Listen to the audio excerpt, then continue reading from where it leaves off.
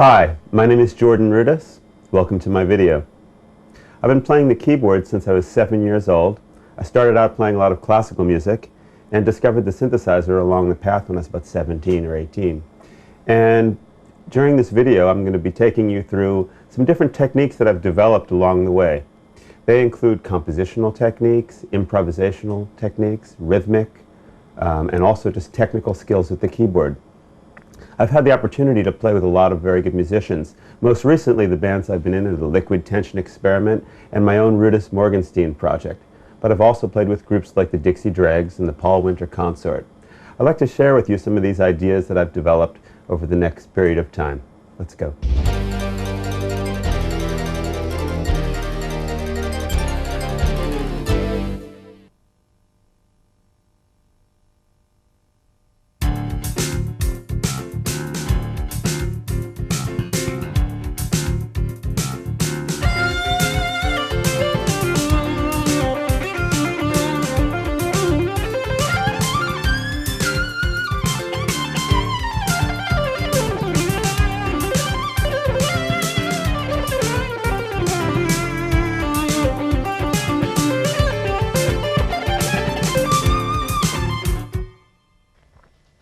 I'd like to introduce you to some of the ways that I think about playing leads and playing melodies.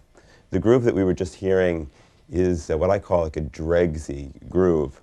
And I learned a lot when I joined the Dregs, in the sense that there's a lot of places in the music where there are these 8 or 16 bar phrases where it's time for somebody to take a lead. And if something is cooking and it stays in one key for a while, like it stays in the key of D, like this jam we were just listening to, what are you going to do over that many measures? Well, for one thing, it's really important for any player, whether they're playing the guitar, or whether they're playing the keyboard or any other instrument, to know the blues scales, because the blues scales are really the key to playing any kind of, well, rock or jazz or pop music. A lot of times the blues scale is used by itself or in addition to other kinds of modes that might be mixed in.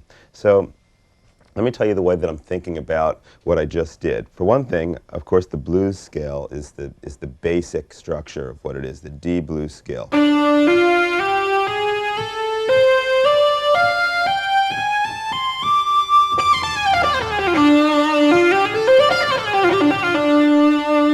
Okay, for those of you who don't know what a blues scale is comprised of, basically it's the root, the minor third, the fourth, the flatted fifth, the fifth, the seventh, and again the root. So, now what makes it sound kind of cool on a keyboard like this, or an instrument where you can bend, like a guitar or a wind instrument, is to actually bend some of the notes. And that's where my pitch wheel and my ribbon comes into play. Like bending from the fourth to the fifth is a good sound, or even playing around with that flatted fifth from the fourth, like.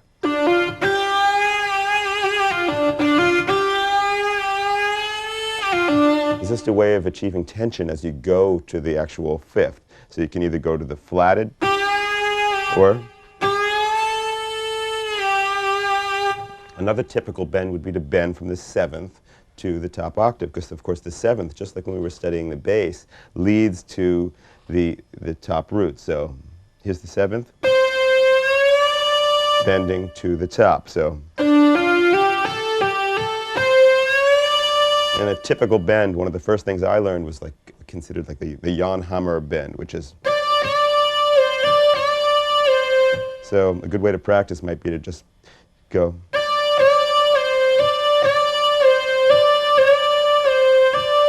It's kind of a three rhythm. 1, 2, 3. 1, 2, 3. 1, 2, 3.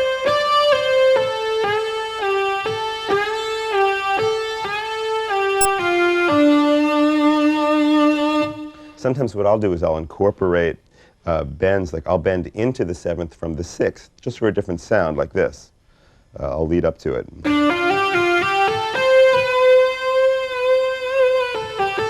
Whereas the sixth itself is not necessarily a step I would use in a traditional blues scale, because that would sound like. But I would use it to bend. Here's the fourth going into the fifth.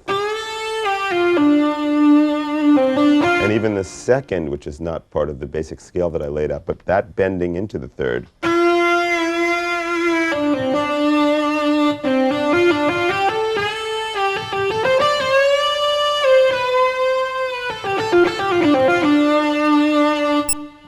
So some of these little things just to keep it interesting. Of course, if you want to check out some of the basic fingerings for the blues scales, please visit my website and you'll see a number of the scales there with some recommended, suggested fingerings. Let's take a really close look at what's happening with the wheel. Okay, so we'll use the D blues scale. And we'll start on the fifth, the A. Now we're going to bend into the fifth by playing the fourth, the G, and bend to the... Now, my wheel is set right now to do a whole step, and that's a pretty common default on most synthesizers. It can be changed, and sometimes, as a matter of fact, on a wheel I'll use a minor third, but most of the time I'll use the whole step. If I want more, I can use my ribbon and do a bigger bend. So here's a couple things you could do. Play the fifth, play the fourth, grab the wheel and push it up to the fifth, and then bring it back. If you're using a joystick, it's just a matter of playing the fifth, playing the fourth, moving the joystick, and bringing it back. The best bet is to do it in some kind of a rhythm. Up and back. Fifth, up and back. So here's from the root. Up and back. Root, seventh, up and back. The other thing that I'll do with the wheel, and you can do this with the joystick as well, is when I hold a note, like a guitar, if a guitar player is holding a note, he's not just going to sit there and let the note hang still. There's always going to be some kind of vibrato. So that's what I'll do with the wheel. The common thing to do is to do that with a mod wheel, but if you use the mod wheel, you're always going to be limited to whatever the programmer back at Kurzweil or Korg or Roland or whatever decided for you. But I think it's much cooler, and it is much cooler, to be able to control the vibrato in real time with your hands. So I'll start to shake. You can control the width of it. So if you're looking for a very cool rock approach,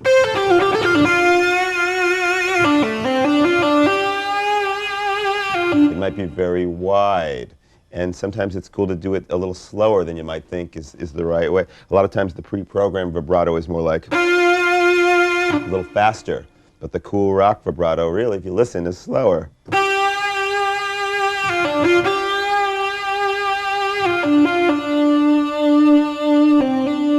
So I really recommend not only practicing your bends, but also practice your vibrato.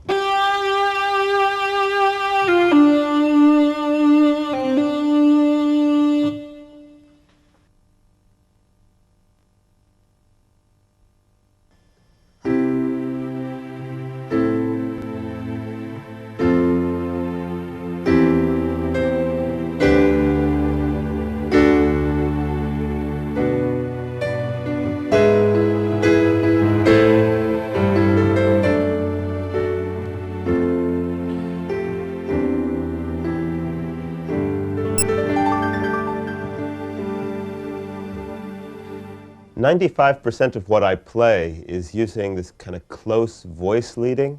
And what that basically means is that, let's say I'm on a C chord, and I know I want to get to an A minor. I'll find the closest place to connect the two chords. So in this case, I only have to change one note to make the transition. So as I'm playing along, then if I want to get to an F chord, I simply move one note again. I'm always looking for this kind of voice leading when I'm playing to keep the music smooth. Even if I'm playing something with a melody, and the melody stretches out in the right hand, I'll usually find a chord that fits below it, like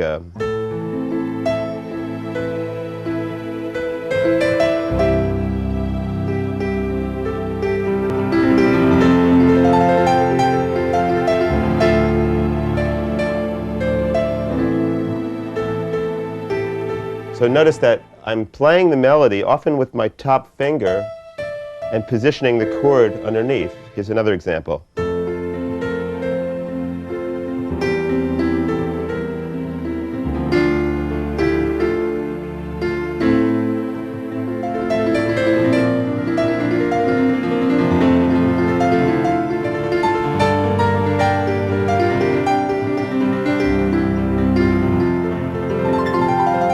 So no matter how fancy or simple I get, this concept of keeping the chords in close proximity remains throughout. And I find in most music that really is the case. So I'd like to actually show you an exercise that will help you to get started, to put the chords together and find the chords in the different inversions. This exercise starts on a C chord. And what we're going to do is we're going to play a major chord, and then we're going to play a minor chord. First the C chord, and then it's going to go to the relative minor, which in the key of C, A minor is the relative minor. So I find the closest place to connect the chords. And in every case in this exercise, it'll just be a question of moving one note. So you play the C, then you go to the relative minor, which is A minor. And then we're going to go down a major third in the left hand from A to F and go to an F chord. So there's one move. And now we're going to go to the relative minor of F major, which is D minor, by moving down a minor third here. And then this is the cycles.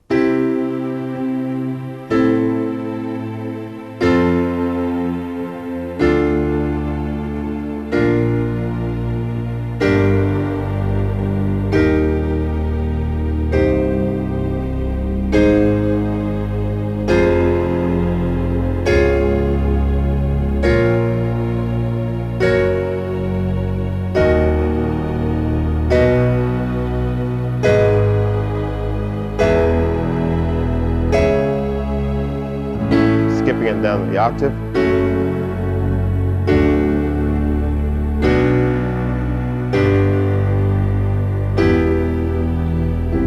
And finally it brings you back to C. So it takes you through every one of the major and minor chords. And then after you do that, we'll start the whole exercise from the first position of C, the first inversion. So instead of C, E, G, started on E, G, C.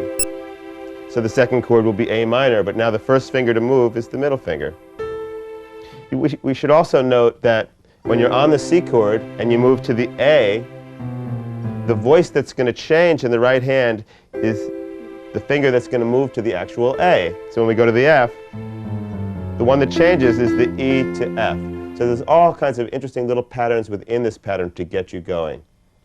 Now, the next thing I'd like to point out is it's always important to be making music when you're playing any exercise. As a matter of fact, whenever you approach a musical instrument, you should approach it with the idea that, okay, whether it's a technical exercise, a harmonic exercise, now I'm going to make some music. So what can you do with this exercise? For instance, you can treat it like it's an accompaniment pattern. So how would you play an accompaniment pattern? There's a lot of different ways. If you're just playing a song in back of a singer, or like a Beatles song, or an Elton John song, or anything like that, you're going to want to approach it in a couple of different ways. Here's some examples.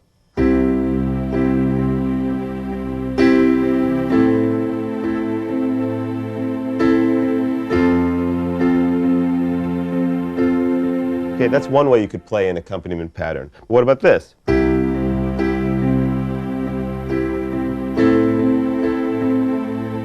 Or this. Or even this.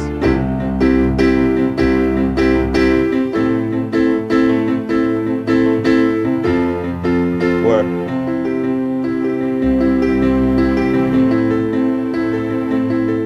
so there's unlimited ways to play a pattern just with using this simple chord. And that's what I'd like to stress with any music that you're going to make, is when you're playing my exercises especially, try to make music. Pick a pattern and hold that pattern for a couple chords. Or play that pattern through the whole exercise and then pick the other pattern.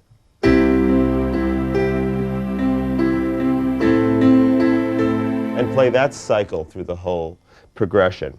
But be creative and always try to think, how can I achieve something else? How can I stretch this a little bit? And try to keep a click going too, because that'll keep you kind of forced to think quickly and train your mind. Get a click that you can, start with and actually do the exercise. And then as you get better at it, you can make the click a little faster. So you'll be flying through it and really jamming. Now I'd like to talk a little bit about the way that I developed my skill with chords.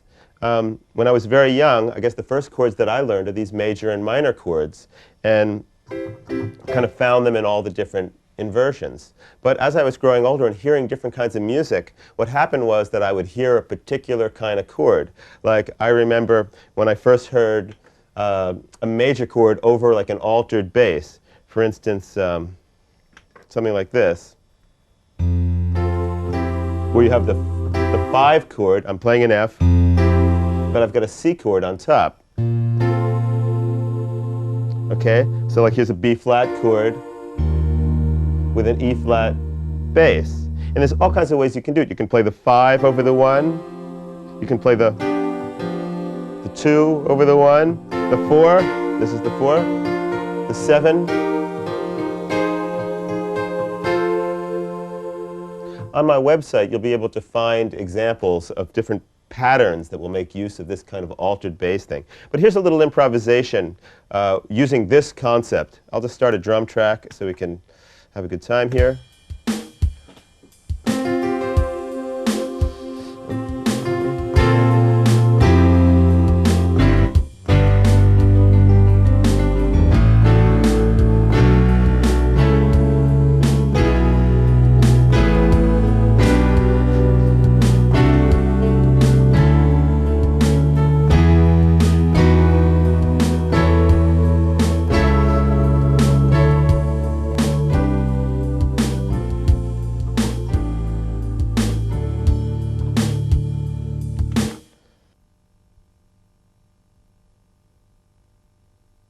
Another chord that I discovered is the sus chord.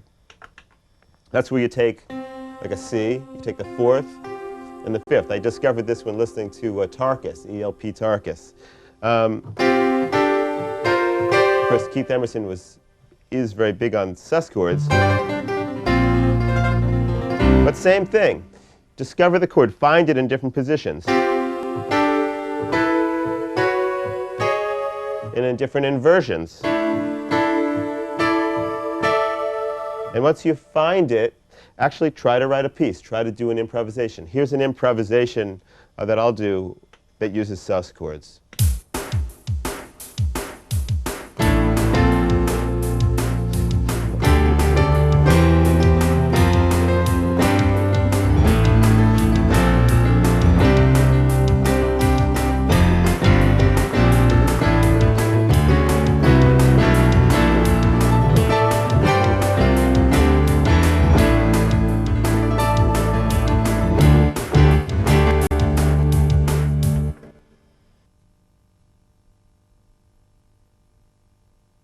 One, two, three, four. 1, 2, 3, 4, 5, 6, 7. 1, 2, 3, 4. 1, 2, 3, 4, 5, 6, 7. 1, 2, 3, 4, 5. 1, 2, 3, 4, 5. 1, 2, 3, 1, 2.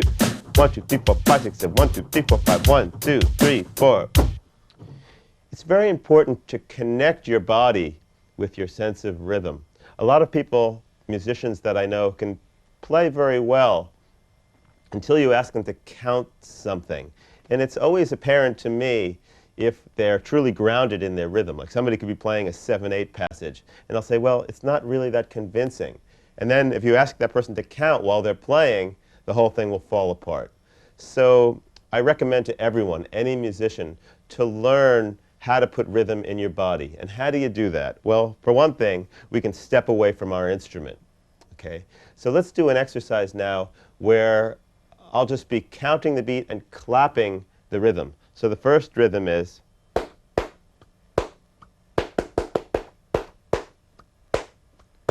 it's in 4. 1, 2, 3, 4. 1, 2, 3, 4. 1, 2, 3. So try this at home. Let's maybe do it a little slower. Here we go. 1, 2, 3, 4. 1, 2, 3, 4. 1, 2, 3, 4. Like that. Now that we've done that, let's tap the rhythm. You can do it even on the keyboard if you want. Like just the 1, 2, 3, 4 part of it. In other words, 1, 2, 3. And we'll use our voice to do the rhythm, like ta ta ta ta ta ta ta ta ta ta ta ta ta ta ta ta. So by putting that in your voice and then reversing it and counting while you play it, 1, 2, 3, 4. 1, 2, 3, 4. You start to develop some sense of like a body rhythm. Here's a little rhythm exercise that we can do at home. Follow along with me. What I'm going to do is I'm going to set up a click, then I'm going to tap a particular rhythm, and then you'll take the same amount of space to tap it back to me. So in other words, it'll be like this. 2, 3, 4. Now you.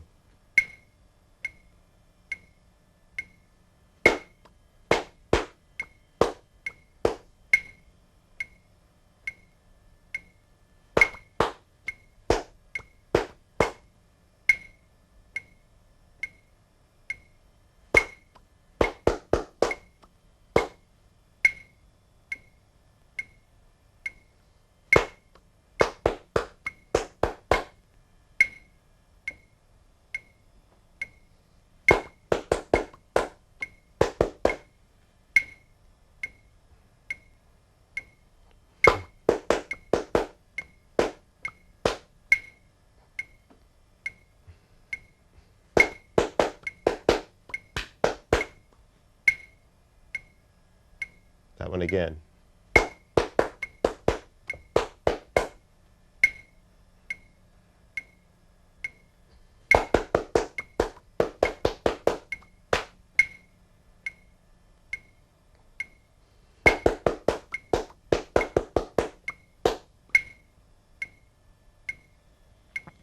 Okay.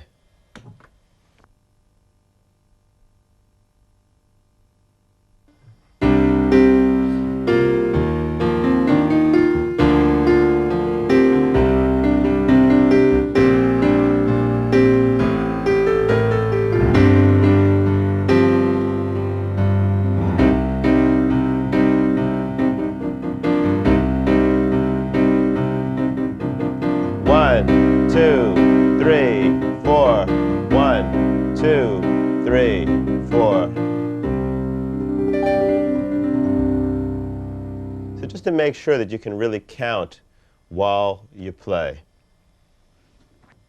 1, 2, 3, 4. 1, 2, 3. 1, 2, 3, 4, 5, 6, 7. 1, 2, 3. 1, 2, 3, 4, 5. 1, 2, 3, 4, 5. 1, 2, 3. 1, 2, 3. 1, 2, 3, 4. 1, 2, 3, 4, 5, 6, 7. 1, 2, 3. 1, 2, 3.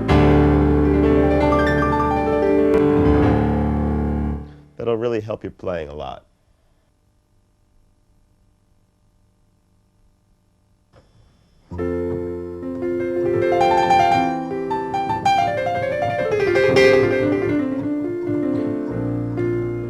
One of the most common questions is, how do you play over the changes? How do you know what to play?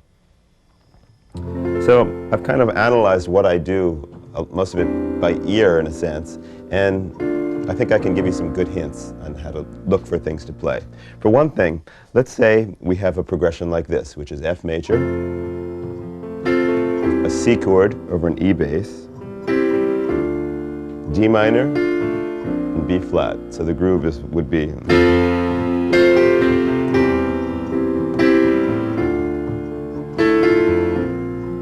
And that's all. What are you going to play? Well, you have a choice. One is you can analyze the chords that you're playing. In other words, look at the F chord. What notes are in an F chord? Okay, the next chord's a C chord.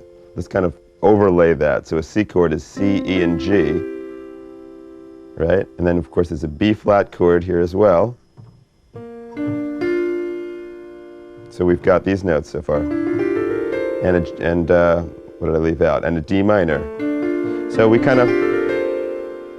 found the scale, basically, by looking at the chords that are in the progression and analyzing all of them. All together we've made a scale. So if I try that scale,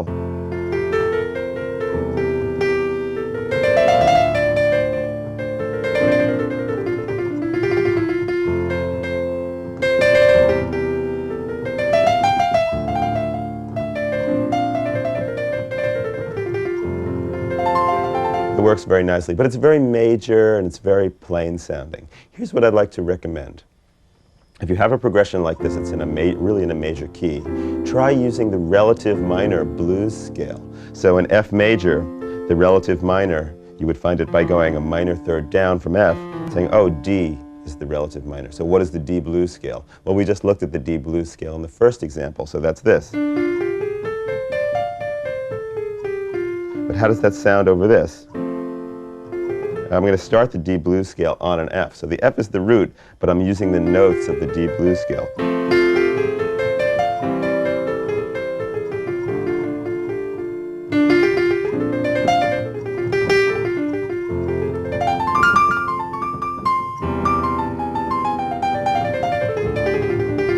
It's perfect. It's really the right sound. So what you can do is you can mix up the major idea, maybe for the melody. Let's make up a melody, anything.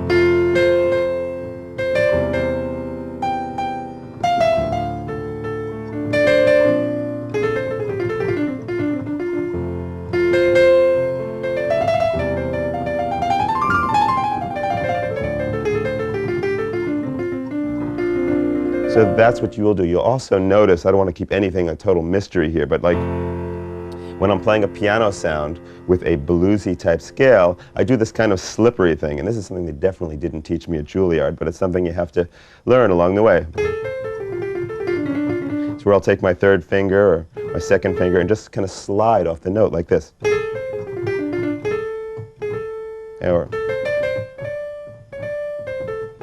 So I'm sliding from, in this case, the flat 5 of the D blues scale into the major third here of the key of F.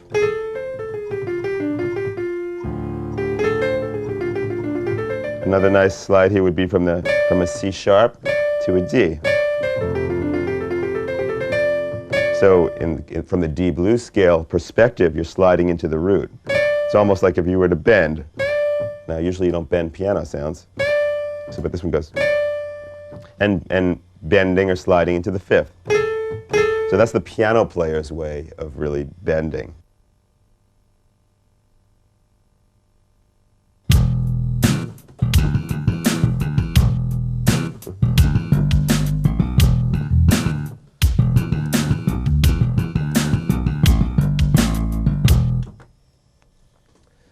I'd like to give a little insight on how to create a bass line, both in rock and in jazz. Let's look at creating a rock bass line first, especially if you just want to groove and have something that really sounds good. It's important to realize some of the things that bass players do. And as a keyboardist, and with today's technology, a lot of times we find ourselves creating a whole orchestration. So let's take a look. First of all, the octave is the most important interval in a bass line. A lot of times, bass players will simply just take the octave and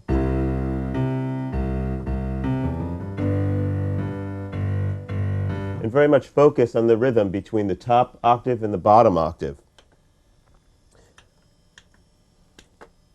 The second most important thing, I would say, is the fifth. So if you're playing in E, let's say, you could play root, fifth, octave. So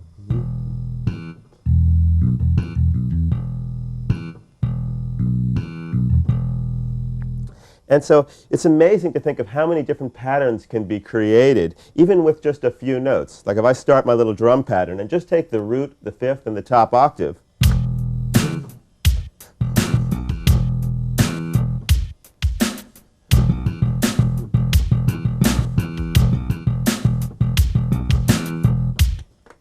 And you can keep on inventing. Just because you're only using like 2 notes in this case doesn't mean you can't be very creative and even imply different styles.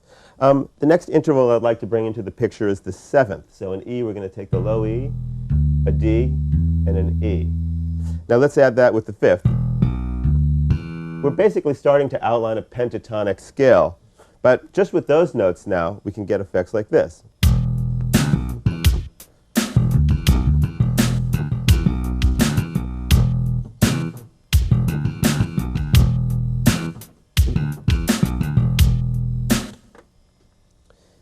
It would be great to get a rhythm going now that we've already discussed rhythm, and actually try your hand at looping a bass line, creating something that would go for like 2 measures, and then without stopping the count, to go on and create a different pattern. Something like this. So you would, and again, now do something else.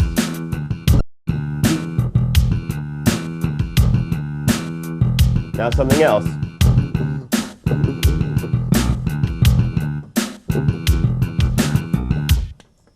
This kind of practice would be very helpful and also help with your improvisational skills. Let's look at what I consider to be like the next most important interval in creating a bass line, which is the 4th. So in E, you would play an A.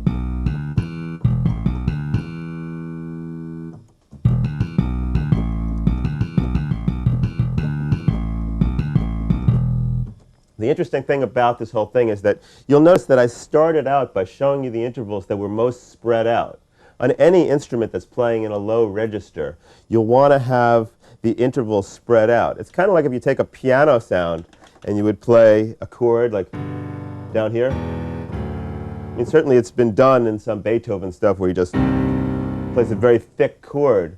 But in most music, most popular music especially, what happens is that the low register will be actually spread, whether it's a piano sound where I'd be playing like root, 5th, and then the 10th, or a bass sound where as I said, the octave would be the most important thing.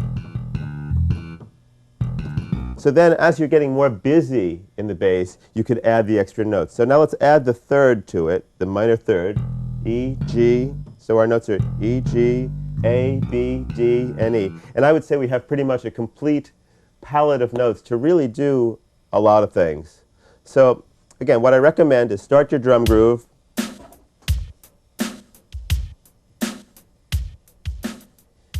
and take a tempo that you can continue making up a bass line, and just get something for 2 measures, and then without stopping, change it to the next idea that you have.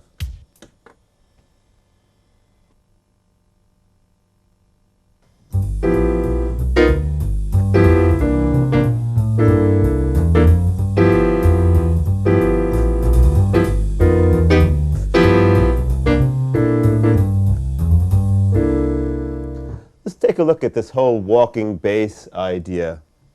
It's a little bit different than the rock approach. In this approach, it's called walking bass because it simply does that. And we have to examine the term first, I think, to understand what should happen. Basically, in this bass line, there's a definite direction the whole time you're playing.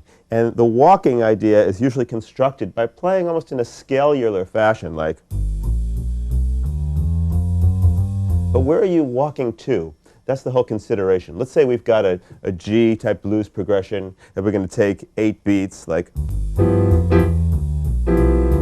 till we get to C. So you figure you've got 4 beats to kind of linger around G. And in that case, you don't have to be so concerned with the way you're going to slide into C for the first 4 beats. So you could. But after that, you've got to really approach your C. So let's walk at that point to the C from where I am. So what happens while I'm improvising, and what I started out with was totally an improvisation, is that I let it flow for the first 4 beats, and I see where I am in that improvisation, and then walk my way to the next chord. Let's do it again. Here I go to the C. So somehow I have to figure, how am I going to get there? So if I'm up here, and I've got 4 more beats, I could go 1, 2, 3, 4, and land, or 1, 2, 3, 4. There's no rule per se about how you're going to get there, but it's just important to realize that you are going to get there. So if you're in G, you should also look at what are the real passing tones. In this case, like an E flat is going to be a note that doesn't necessarily belong to the chord, so we're going to pass through that quickly. There's no better way to use passing tones than in a walking bass, because you could play chromatically like this. but you have to get to the C, and here I am with it to go, so I'll jump down to the G. So as long as you keep in your mind where you're going and you just keep walking in the right direction, you can create this kind of bass.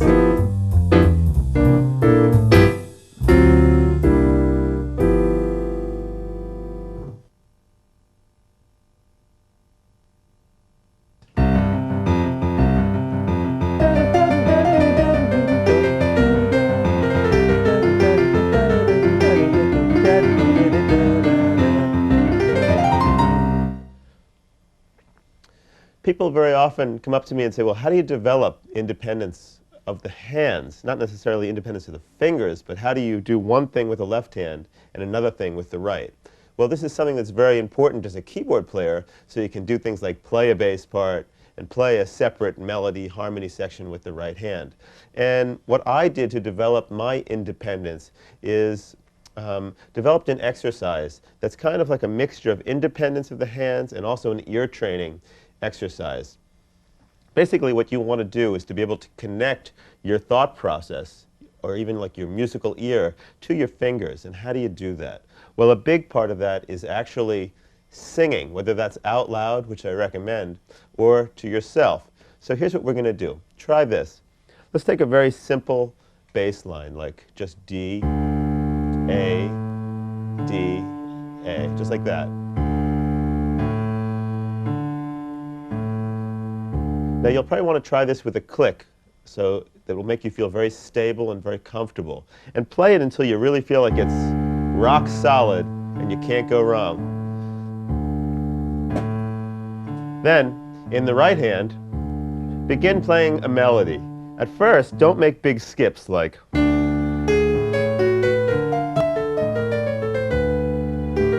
because probably what will happen is you'll disconnect your ear mind to your hand. But if you play scalular, like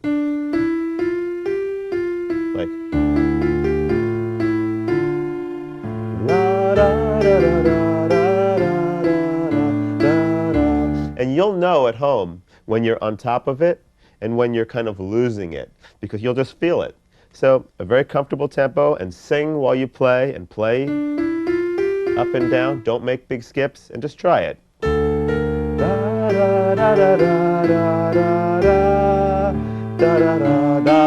You might say, oh, that doesn't sound right. And you're also your own judge. What sounds good, what doesn't? Maybe you're into some Arabian scales or something, and you want to go. That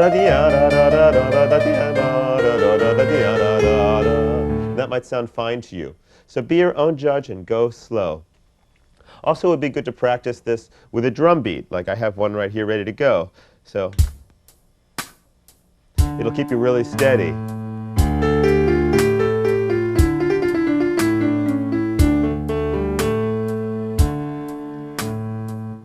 We're going to have a number of different bass lines for you to try on my website, so I encourage you to go take a look and check it out. Let's look at a couple more right now while we're here. How about trying this one?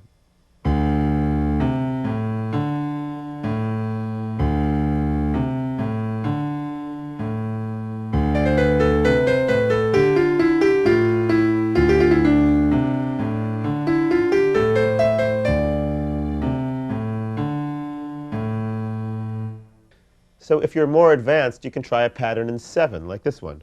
1, 2, 3, 4, 5, 6, 7, 1, 2, 3, 4, 5. And get it very steady, and keep doing it. And then add your right hand. And don't be afraid to sing, because nobody's around, hopefully, at your house.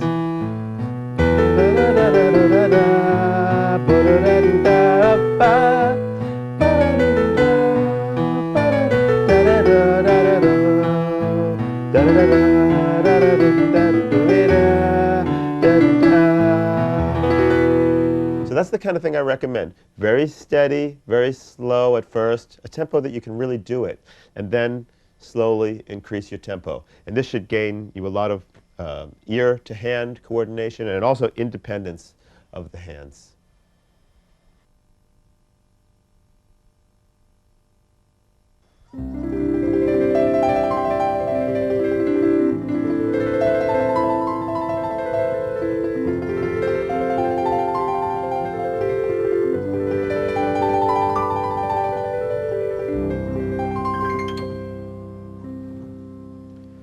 One of the things that's very important in keyboard playing, or on any instrument, is having a technique.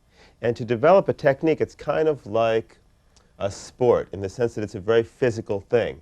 And to be able to make music on a keyboard, you're going to have a lot of control of your hands.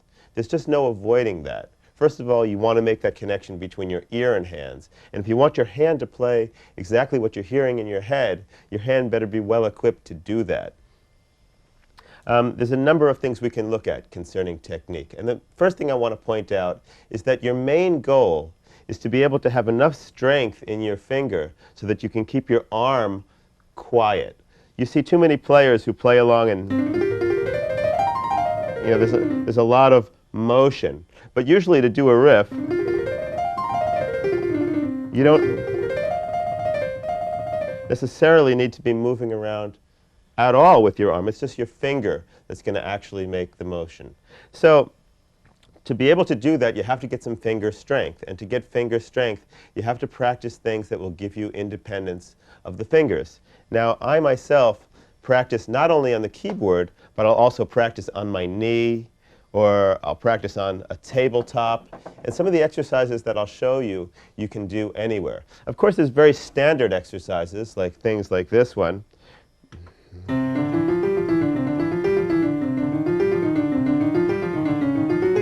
And all these things are good. But what people forget is that when you're playing these, first of all, you should play them to a metronome so it's very steady. But second of all, you should also change the rhythm of them. Because if you're always accenting,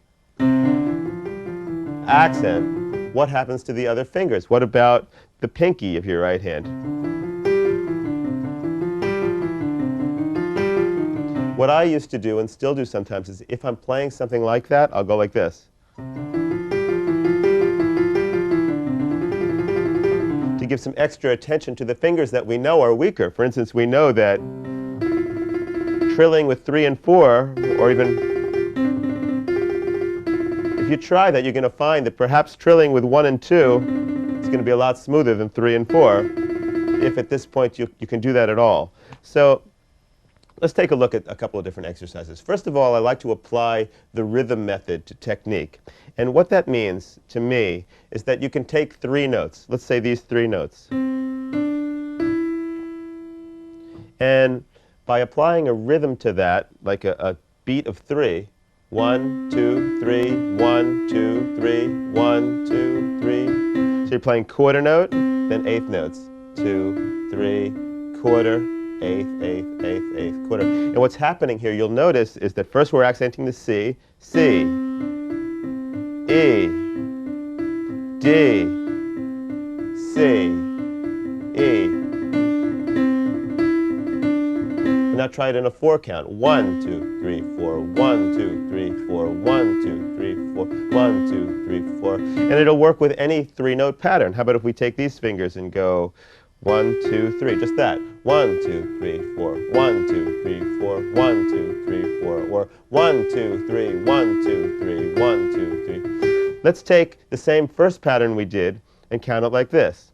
1, 2, 3, 4, 5, 1, 2, 3, 4, 5, 1, 2, 3, 4, 5, 1. So what's happening when we do a 5 count, not only are we practicing coordinating our rhythmic skills with our body by counting, but we're also accenting a different note each time. 1, 2, 3, 4, 5, 1, 2, 3, 4, 5, 1, 2, 3, 4, 5, 1, 2, 3, 4, 5. Do it with your weaker fingers. 1, 2, 3, 4, 5, 1, 2, 3, 4, 5, 1, 2, 3, 4, 5, or 1, 2, 3, 4, 5, 6, 7, 1, 2, 3, 4, 5, 6, 7, 1, 2, 3, 4, 5, 6, 7, 1, 2, 3, 4, 5, 6, 7. Things like that. And do that kind of exercise on tabletops. If you're in school, you can be, while the teacher is talking, don't tell them that I recommended this. You can go 1, 2, 3, 4, 5, 1, 2, 3, 4, 5, 1. And try not to get your whole arm involved in the accent either. Don't do this.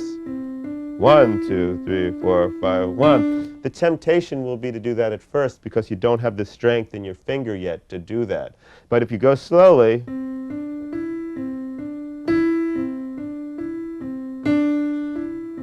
and also go back and forth. Don't limit it just to this. I'll put up some other exercises you can do on my website. But for now, also try this one.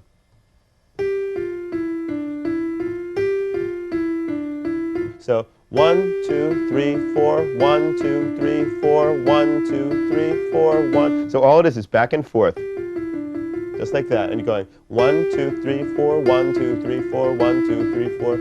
If you get brave, put your left hand and put that on the note and accent, like 1, 2, 3, 4, 1, 2, 3, 4, 1, 2, 3, 4, 1, 2, 3, 4.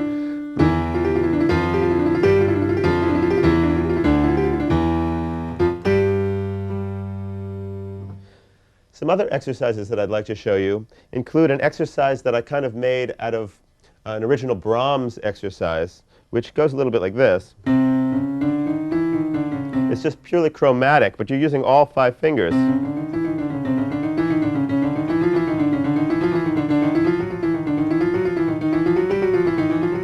Remember not to only accent the first beat like this, but also and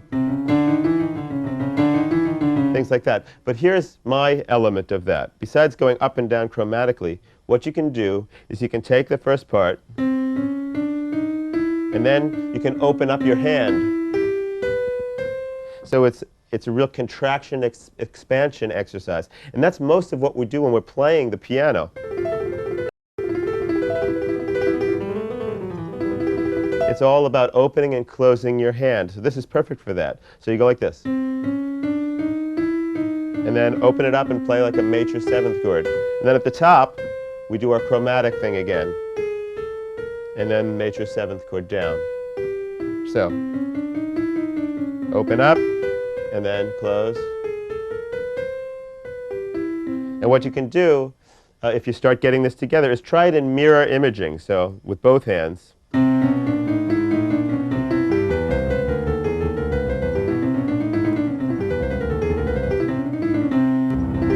It's a perfect exercise for right before you're about to go on stage and you really need to get your hands limbered up and feeling warm.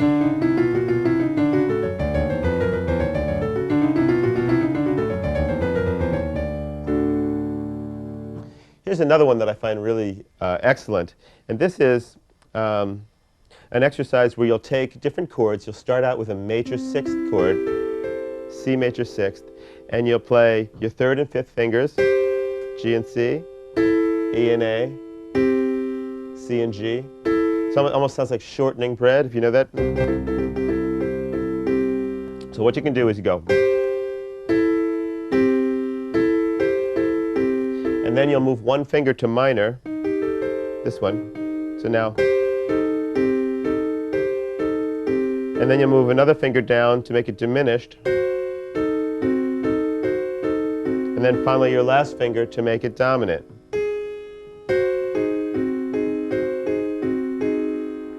Then when you're done with that, you move to the next key. So you start out with major, then make it minor, and then drop another finger here to make it diminished, and then finally drop this finger to make it dominant of the next key. And when you've got that down, you can add your left hand in a mirror image. So that turns out to be like this.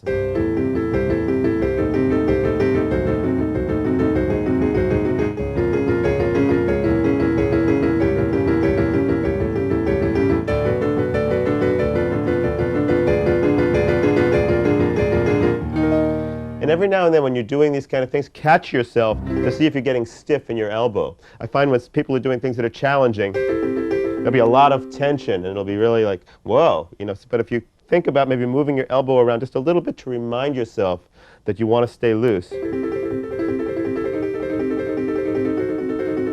You should be able to like knock your elbow away at any point. So the other thing that I'd like to mention about technique is that it's really important to be able to hold down certain fingers while playing with others. Many years ago I studied from a book called the Phillips technique, and his idea was that you would play a diminished chord like this, kind of feeling like you're pulling in on it. My teacher used to say, imagine there's a little ball under your palm pushing up a little bit, and try to keep your wrist level with the keyboard. And then while you have all that together, just like that, maybe try to lift up this finger while holding down the others. And play it. Now for a real challenge, try doing this one. Remember not to get too tight. So you go through each finger, and then when you've got that down, try doing combinations of fingers like this.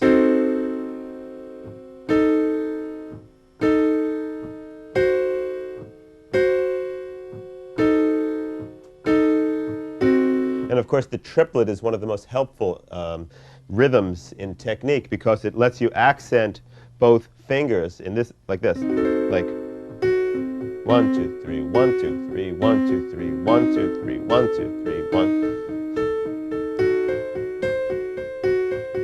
You can also try this exercise just by holding down like C, E, F, and G. You can go.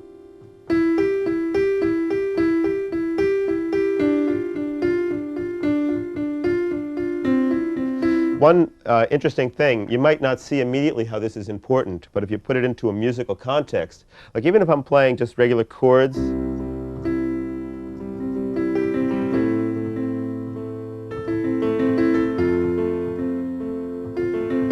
right now I'm not using any pedal, but it still sounds like the chord is sustaining. That's because I'm only lifting up the fingers that actually need to be lifted up.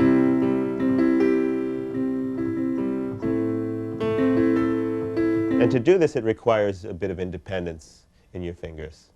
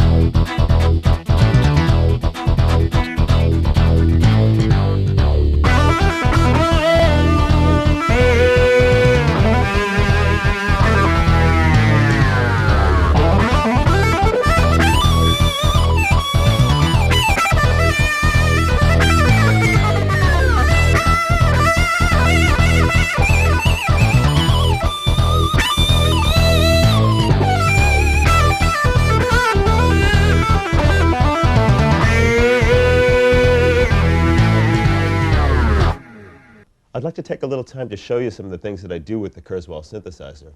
For one, when I play out live, these days I only use a Kurzweil 2500X exclusively. No other racks or modules or anything. Everything is basically in this synthesizer. And of course, this unit is a synthesizer and a sampler, and that's part of what makes it really powerful. It's the merging of those two technologies that really makes it possible for me to do what I do and express myself. Let me show you some examples of some of the kinds of things that I do. It's possible to basically put a different sound on every key, but more than that, I can decide on specific layers per key. So you really have complete control over, okay, I want 3 sounds on the C sharp, and I want 1 sound on the G, and in this area I want another sound. Like for instance, in this sound,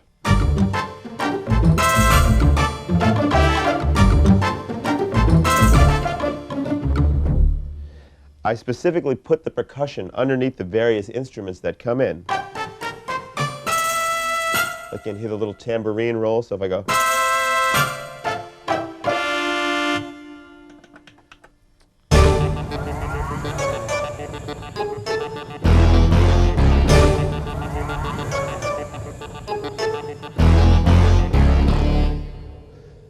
so like on this sound, I chose a specific note that I knew I was going to play as part of the chord to bring in this motor sound. There's also like an orchestral hit that happens. And as I play,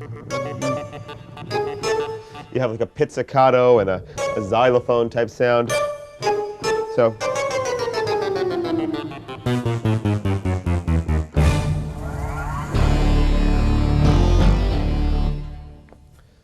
that's one of the tricks that I do to actually make happen live all that I play.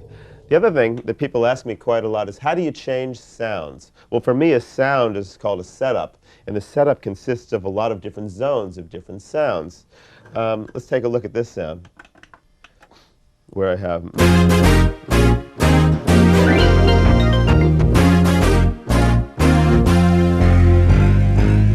So I've got all my different sounds. Let's let's call that one sound. And then if I step on my little pedal, which is on the floor here, I only use 2 pedals. One of them will cycle me through the different patches that I go to.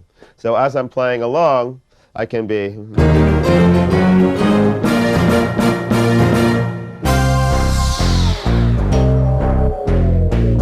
then hit the pedal and have this new sound that actually has a sound where if I play lightly, I'll get this electric piano. If I hit the key a little bit harder, so as I go,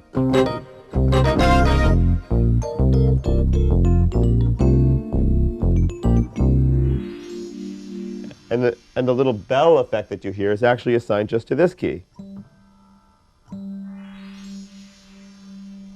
So that's a little bit about like putting sounds, placing the sounds on the keyboard. Let's talk a little bit about the controllers now.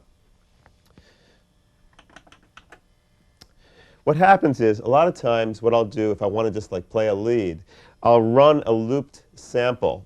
It's my choice to do that sometimes instead of a sequence. I just rely on samples more than I do necessarily a sequence. So in this particular patch, if I play down here,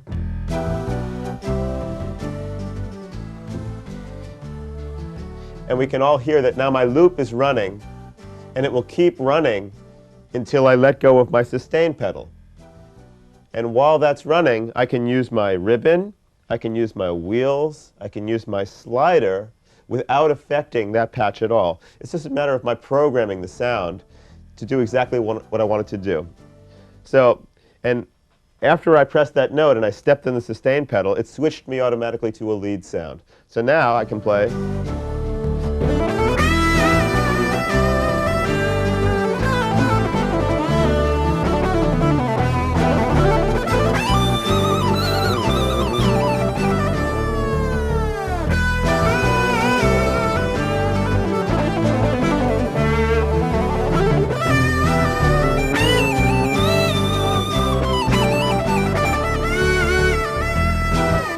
So everything that I'm doing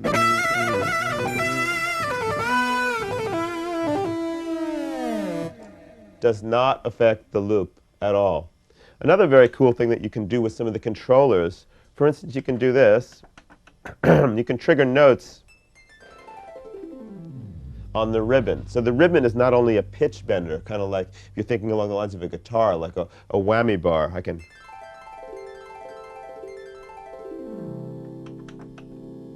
or I can also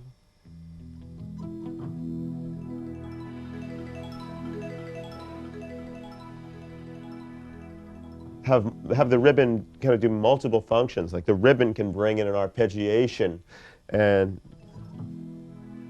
make the sound pan and change the filter all at the same time. So all these things all together kind of enable me to do what I do in performance. On a sound like this one,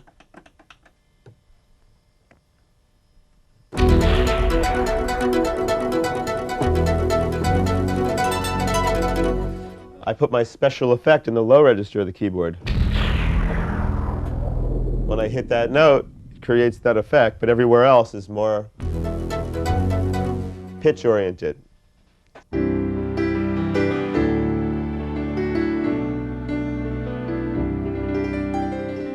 What's great about my Kurzweil keyboard is that I can have infinite layering and splitting potential. I can put a different sound on every key, many sounds on one key, a couple sounds on other keys. And with the controllers and the ribbon and the sliders and the pitch wheel, I can bring those sounds in, fade them out, trigger sounds by things like the ribbon.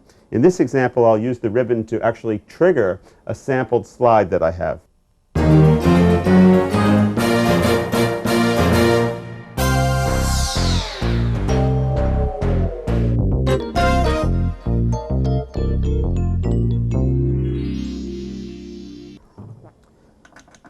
The next example shows how I can assign a particular key to a sample like a motor sound that I took, and have other keys in different registers bring in things like pizzicato and some xylophone.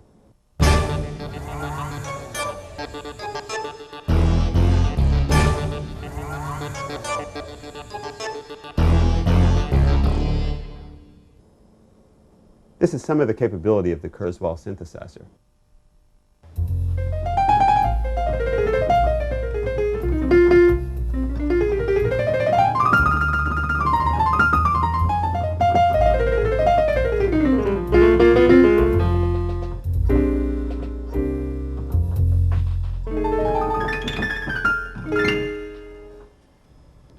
It's been a really great musical journey for me over the last many years, and I was very excited about doing this video and the opportunity to share some of the things that I learned along the way. And I really hope that each and every one of you has been able to grab something out of the video, and you can watch it repeatedly and learn some different things about melodies and leads and bass and rhythms and all those different things. And we look forward to hearing from you, and please check our website because there'll be a lot of examples of the different kinds of things that I presented in the video. Thank you so much for sharing this time with me. Bye-bye.